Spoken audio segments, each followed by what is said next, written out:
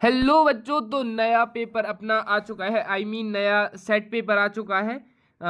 Set paper was like कि जो mock mock paper जो कि तुम्हें बेसिकली ऐसा दिखाया जाएगा कि जो तुम्हारे एग्जाम्स होते हैं, जो तुम एग्जाम देने वाले हो कल कक्षा 11वीं का, उसमें गाइज अगर तुम लोग इस क्वेश्चन पेपर को कंप्लीट करके जाते हो तो ये समझ लो कि इसमें जितने भी ऑब्जेक्टिव हैं, आपका जो भी शहर है इसमें से ये समझ लो कि 10 से ज़्यादा ऑब्जेक्टिव फंसेंगे, गारंटीड है ना। अब क्योंकि हर जिले में अलग अलग पेपर आने वाला है तो रिस्क नहीं लेना है। और क्रैश कोर्स जिन बच्चों ने खरीद लिया है उनको तो पास होने की ज़रूरत नहीं है, वो ईजिली पास हो जाएंगे क्योंकि उसमें 10 ईयर्स प्लस PYQs के क्वेश्चंस हैं, तो ईजिली पास हो जाओगे। ठीक है, और पास से बहुत अच्छे मार्क्स ले आओगे। और ऑब्जेक्टिव भैया करा ही रहे हैं। ठीक है, ऑब्जेक्टिव के लिए अध्ययन और कर लेना तुम लोग। ठीक है, तो इस क्वेश्चन वीडियो में तुम लोग देखोगे कि जो क्वेश्चंस है वो पूरे तुम लोग देखना कि कितने बनते हैं तुमसे। ठीक है, देख लेना कितने आते हैं, फिर उसके बाद अपना खुद का स्कोर बताना कमेंट में कि क्या स्कोर रहने वाला है तुम्हारा।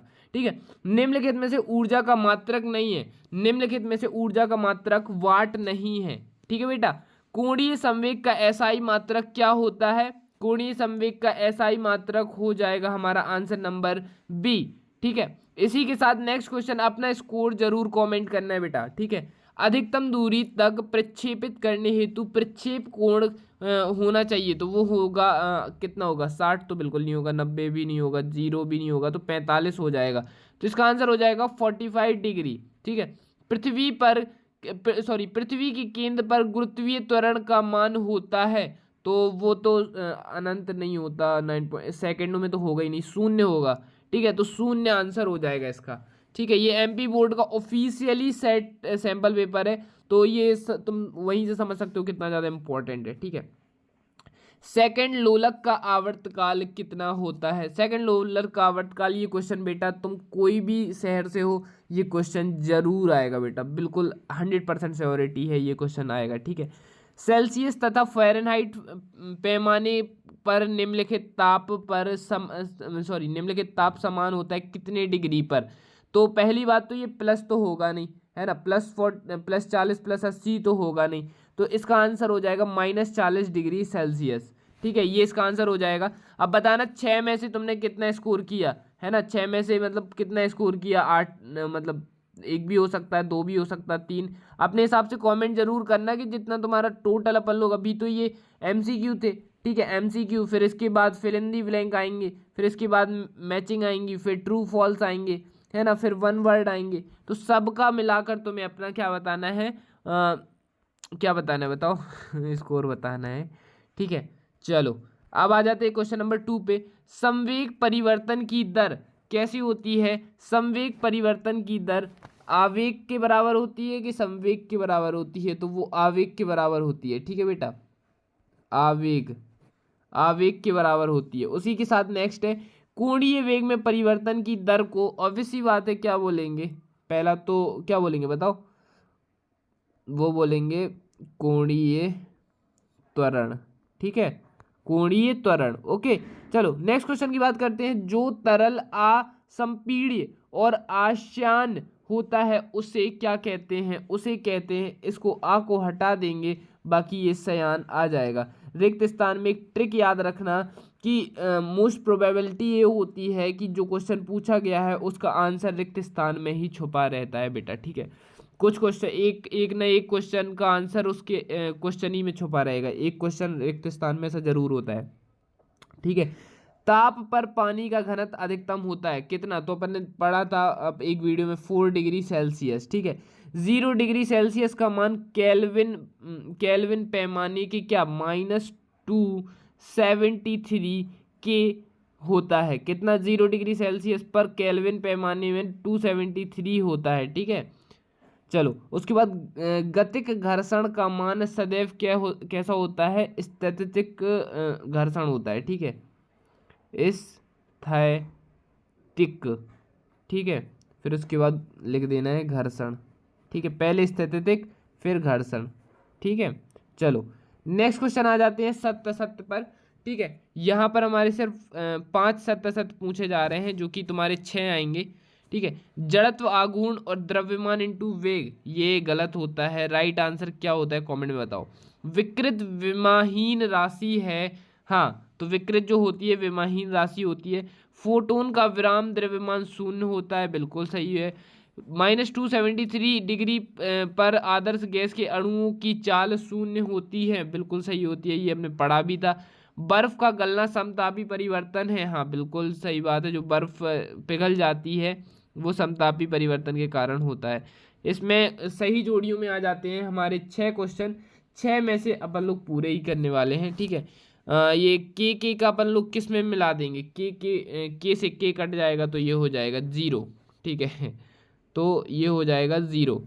एक सेकंड, कलर बदल लेते हैं अपन सबसे पहले तो, हाँ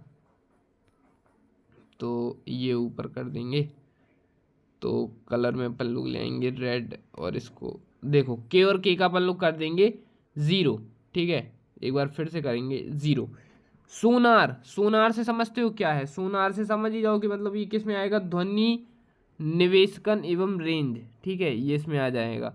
कोणीय त्वरण, कोणीय त्वरण में आ जाएगा रेडियन सेकेंड, ठीक है। मैचिंग थोड़ा सा टफ होती है। अध्यारोपण का सिद्धांत, अध्यारोपण का सिद्धांत हो जाएगा, ये दिया गया है, ठीक है, y = y1 y2 y3 डेट डेट डेट डेट। गुरुत्वाकर्षण नियतांक, गुरुत्वाकर्षण नियतांक हो जाएगा हमारा अदिश, नहीं, हाँ लेकिन उससे पहले चंद्रमा की गति, तो वो हो जाएगा, चंद्रमा की गति का हो जाएगा आवादिक गति, ठीक है, गति से गति तुम कर लोगे, है ना, ये गति ये गति। फिर गुरुत्वाकर्षण नियतांक हो जाएगा अदिश राशि, ठीक है, दैट्स इट। चलो अब इसके बाद अपन लोग आ जाते हैं एक शब्द में, आर्मस्ट्रॉन्ग किस भौतिक राशि का मात्रक था। तो आर्मस्ट्रॉन्ग था वो किस भौतिक राशि का मात्रक था, वो हमें बताना है ना। तो उसका आंसर क्या हो जाएगा, जल्दी बताओ। आर्मस्ट्रॉन्ग किस भौतिक राशि का मात्रक था, तो वो दो कह सकते हैं, इसके आंसर 2 हो सकते हैं। पहला तो नाभिकीय, दूसरा है परमाणुकीय, है ना। या तो नाभिकीय हो जाएगा तो अपन लोग नाभिकीय बस कर लेंगे, ठीक है, नाभिकीय। उसके बाद या तो अपन लोग ऐसे कर लेंगे परमाणिक, परमाणिक, ठीक है। चलो इसके बाद नेक्स्ट क्वेश्चन आ जाता है, द्रव चालित लिफ्ट किस सिद्धांत पर कार्य करती है। तो वो करती है पास्कल के सिद्धांत पर, ठीक है बेटा।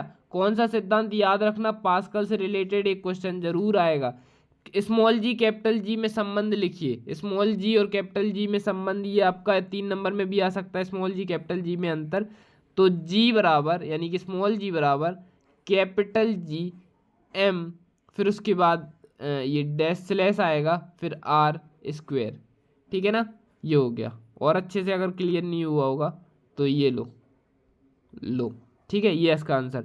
द्रव्यमान केंद्र किसे कहते हैं, मतलब जहां वस्तु संतुलन ना हो, द्रव्यमान केंद्र किसे कहते हैं, तो जहां वस्तु, ठीक है, जहां वस्तु संतुलन ना हो, ठीक है, जहां वस्तु कैसी ना हो, संतुलन ना हो, ठीक है, इतना सा आंसर हो जाएगा।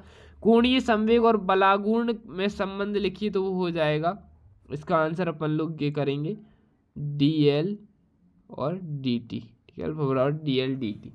चलो इसका आंसर हमारा ये हो गया, ठीक है।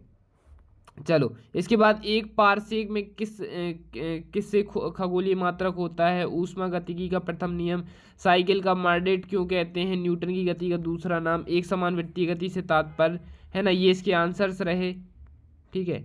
उसके बाद संवेग किसे कहते हैं, तापीय प्रसार क्या है, सीमांत घर्षण किसे कहते हैं, चंद्रमा पर वायुमंडल क्यों नहीं है, संवेग संरक्षण का नियम, बॉयल का नियम, भारहीनता किसे कहते हैं, सरल आवर्त गति किसे कहते हैं, अनुदैर्ध्य और अनुप्रस्थ तरंगों में अंतर, ठीक है। फिर इसके बाद इनके सार्थक अंक निकालने जो कि बहुत सरल होते हैं। घर्षण किसे कहते हैं, बहुत थ्योरी आने वाली है, इजी पेपर होगा आपका।